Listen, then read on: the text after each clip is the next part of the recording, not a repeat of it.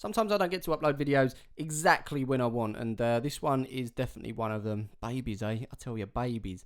Families, life, you know when people say, I've just been really busy. I've just been on the road, back again, and today we're heading to Clarence Park, home of St Albans Football Club. Or should I say St Albans City Football Club, but you wouldn't know that from the badge. And I always find when doing these videos, the further non-league you go, the more low-res the badge becomes. Now before we get going, I must point out that just like the last few videos, this one is sponsored by the lovely people at FotMob. If you want the latest scores pinged to your phone, then look no further. This is the app for you.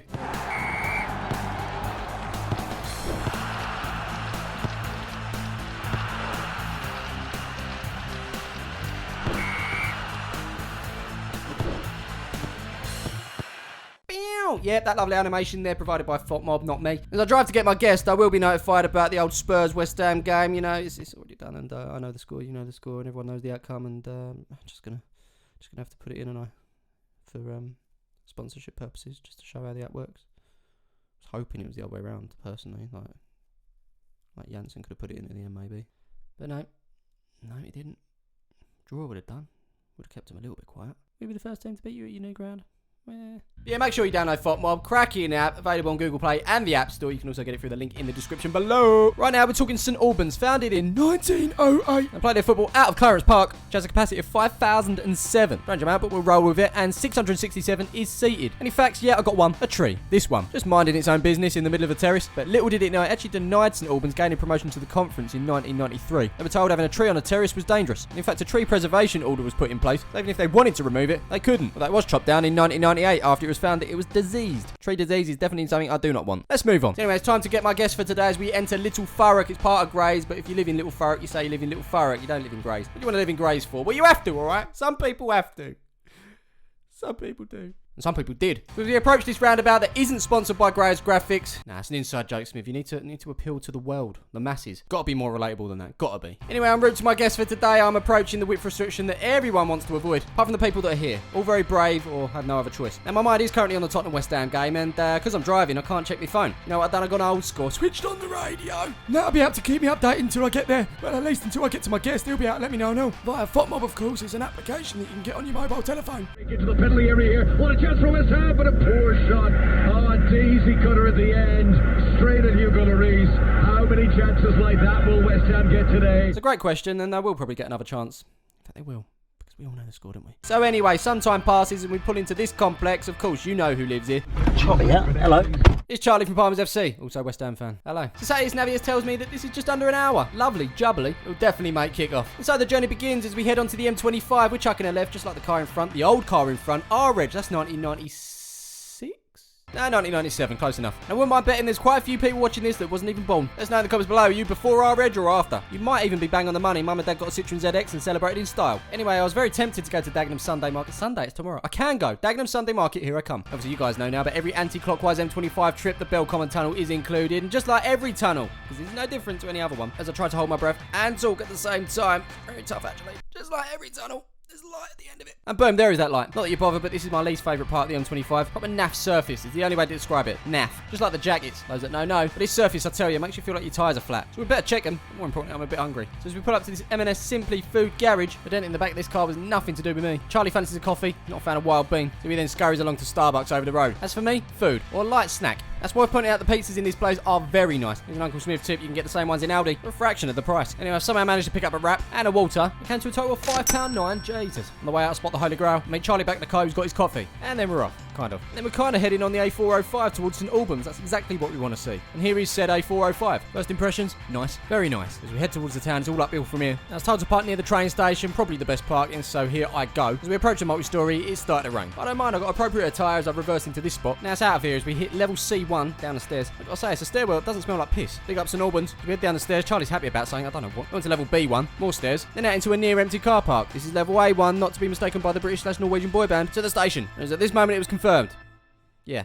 This. Should we move on? Yep, let's do that. So we go through this door, up these stairs. Now we're suddenly back on level B1, and it was at this moment I realised what we'd done. Pay for parking? Yes, please. That's what I want to do. And would you look at that? £2.80 for the day. Big up St Albans. And so now it's a short walk to the ground. And of course, Charlie's still very, very happy from that result that happened. Yeah, thanks, FotMob. Thanks. Anything I'm looking at on my phone right now is a 9-minute walk to the ground. And judging by this sign, we're definitely going the right way. Currently walking with fans of St Albans' opponents today. That's Torquay. They're already promoted. Champions, in fact. And with the ground just up ahead, I've got a surprise for you. It's cricket. I've noticed a few people say, why don't you try other sports for on the road? There you go. Oh, wicketkeeper's catching that. Nah, I'm not going to. As you can see, a capacity crowd for today's cricket. And the nets, fantastic protection. Should we rate this experience? I think we should. First up, we're talking atmosphere. It's not going to work. It's not going to work, guys. So it looks like the ground is bang in the middle of a park. Lovely. Have I paid? Not here, no. But for tickets, yes, I have. They're ready. Annoyingly printed in black and white and not fast draft black and white. It's really pissed me off. An unnecessary amount of black ink used there for just not a lot. Yeah. Can we move on? So what we've just approached is the away end. We'll be walking round. I'm glad because we get to take the scenic route. Drop a like for Blossom. What a guy. And just in case you were wondering, this bench is made from 100% recycled material. The journey continues. We've just stumbled upon the code of conduct for Clarence Park. You know what? There's different rules for different people. If I got on a bike, I'll be reading a lot more. All I got to know is leave room for cyclists. We continue our walk. Looks like ground falls have been in town. As for this bench, I can't tell you much. I'm sorry. What I can say is what a lovely walk. We arrive at the home fans entrance. Lovely. Got my ticket ready, which was £15 spent on this National League South tie. I'm about to be scanned. Cheers. Thanks very much. Oh, get some WD-40 on that, but football! Our first stop is in the best interest of Charlie. He's feeling a little bit cold. He was considering getting a jacket, but 40 quid said he'd rather shiver. Next up, programme. That's going to be £3, please. Moving on, we're going to join the queue. And Charlie's going all out. Just a cheeseburger and onions for me. As I say, Charlie went in, and he's very happy about that. Here's a shot to back up that statement. Out on the pitch, talkie team having a quick chat. Right, lads, well done on promotion. Most of you won't be here next year. Also, we need better players for the National League. That's all. And so as Charlie eats his burger, thumbs up from him, and a round of applause from the fans to the team, and the team to the fans. Hold up, where's our home team for today? Hold up, here we go. Not a chance. Not a chance. But despite that, just under 2,000 people in here. Good stuff, non-leg. And this, my friends, is what they call a guard of honour.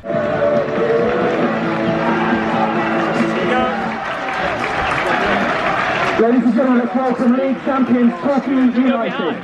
Just noticed Pete on the picks today managed to get a brew just before he finds his position. They're doing local brews today and Charlie's interested. But the queues are heaving. Heaving, I tell you. Well, whilst we weren't going to get the kick-off. Here we go. Oh, the Saints! And I kid you not, 10 seconds later.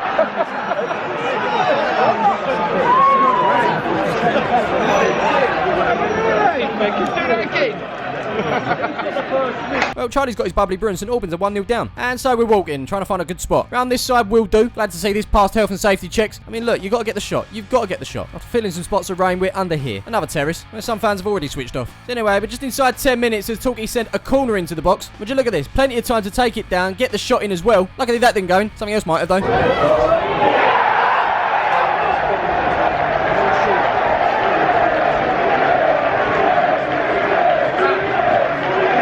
He's not going well, is it? It could have been 3. If that gone in, it might have even been 4.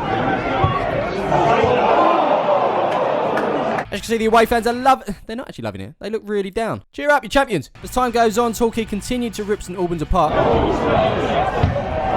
In all honesty, the man in orange doesn't need to be here. So let me tell you the situation. This is the situation. Depending on results with Billericay, Dartford and Wealdstone, with a win, St Albans can actually get into the playoffs. I mean, it's a massively uphill struggle now, isn't it? It might be worth pointing out that Concord Rangers in 6th that occupy the final spot at the moment. I'm absolutely gutted for them, but they're not able to compete in the playoffs. Here's a club statement from Concord within FOTMob, of course, and grab all the latest news for your team. But it will come down to having covered seats. Ridiculous. Apparently the league gave clubs 2 years to have 500 covered seats in place. The club assured the league that would be the case. But when it comes to the playoffs, apparently there's a completely different rule. They weren't permitted to enter, which means there's one space left between Billericay, Dartford, Wealdstone and of course St Albans. And what's this? The other end of the pitch? I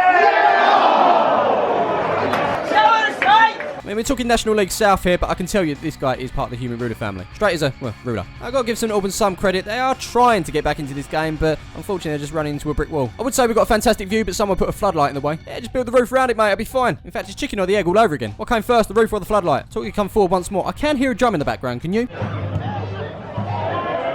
Found ya. Now, I'm going to be totally honest. I was looking at this guy's turn-ups combined with his shoes, and I missed a penalty. And this lot not happy about the decision. Players protest. The decision has been made. Biggest cheer of the day as Charlie keeps warm. Next to me, I've got view of the On The Road series and St Albans season ticket holder is Lewis. Hello. Hello. Back in the field, this floodlight continues to get in the way. As annoying as it is, there is enough holes in it for me to see through, so not a big deal. Tell you what is a big deal, John's just got FOTMob. As he checks the scores, he realises Dartford's 1-0 up. That's not good. Not good at all. Oh, hang on. Could be a shot on target. This lot have had enough. Front of the queue for the beers. Not much happened after that other than a half-time whistle.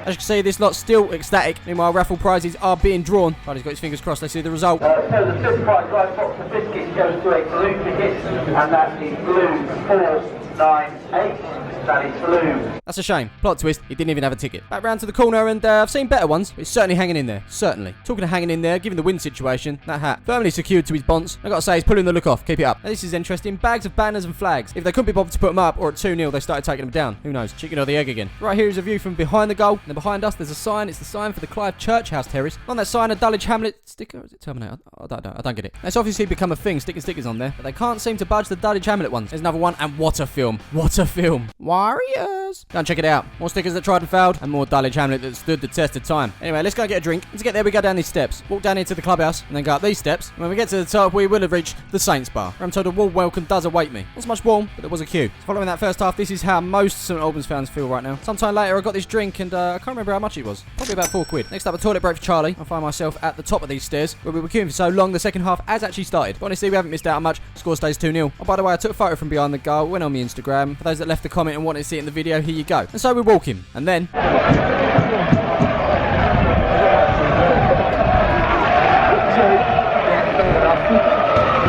3-0. Not that they had a massive chance anyway, but yeah, game's dead. But despite that, the flag is still flying on this hazard, and for some unknown reason, this just decided to stop tasting nice. Happy days, Ian and Claire have just got fop mob. Don't worry about looking at the scores though, it's over. It's over. What could it be? Get a goal and momentum? You never know. Yeah, no, it's definitely over. But then again, showing signs of looking for a goal. Yeah, over in more ways than one there. Thoughts on these bad boys? Let me know, let me know. Not seen many of these today, but justice for stewards, it's not a thing, is it? Just give us something to cheer about, please.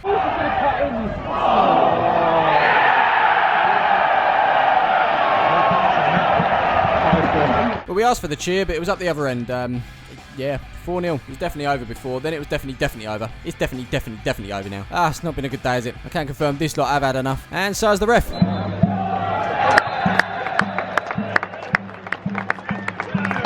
And so grabbing that final playoff spot was Wildstone madness down there. But here at Clarence Park, it wasn't to be. Still appreciation for the team, though. Not a bad season. Tough ask today against the league champions. One of the only teams that are full-time, apparently. There's Bill there, quick to get the corner flags in. Well done, that man. Up the other end, Talkie can enjoy the last day with their fans. And whilst they do that, we are out of here. Should we rate this experience? Let's. All right, first up, we're talking atmosphere. And I thought it'd be a bit better than it was, considering there was almost 2,000 people there. But the game was killed off after 10 seconds. Literally. Not the start you wanted, was it? Unfortunately, St Albans, 1.5. Next up, we're talking facilities. The surrounding areas are absolutely beautiful. It's a walk in the park. Again, literally. Inside the ground, a little bit more rundown. That's non-league football for you. I say I had everything you needed. A club shop, it had the burger van, a local brewery, and a clubhouse. For the level we're at, I'm happy to give 3 stars. Let's move on to the food and drink. No Dr. Pepper. Zilch. Mark that down. With the burger we had, don't know about Charlie's, but mine was decent. Good bun to burger ratio. Onions in there as well. They were soggy. Happy days. Finally had a copper burger and it went a bit flat after 5 minutes. But St Albans, food and drink, 3 stars. Finally, we're talking cost. Was it value for money? Well, the tickets, they're cheap. 15 quid. We're sitting high and pretty on the scale at the moment, but the football, it was frustrating.